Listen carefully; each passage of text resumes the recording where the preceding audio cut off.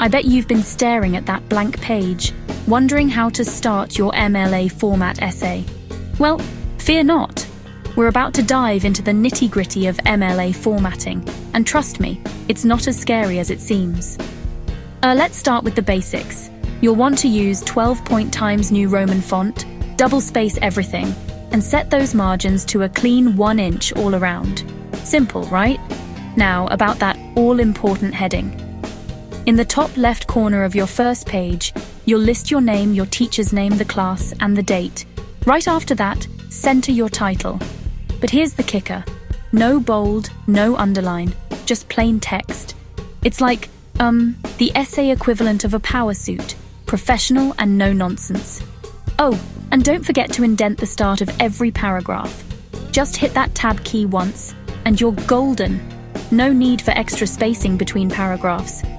MLA likes to keep things tight and tidy.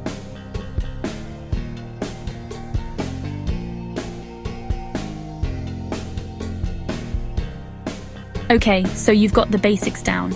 But what about those pesky citations?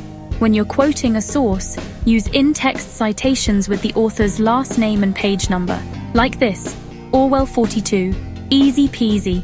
And don't forget about the Works Cited page. It's like the grand finale of your essay. Put it on the last page, title it Works Cited, and list your sources in alphabetical order. Use hanging indents, and whatever you do, no bullets or numbers. Now, a super important note. Don't use AI to write your essay. You'll get caught and, probably get a 0.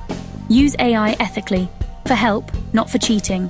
You know, if you want real support and college-ready skills, check out AmericanHighSchoolAcademy.com. 2 campuses, college courses, real results.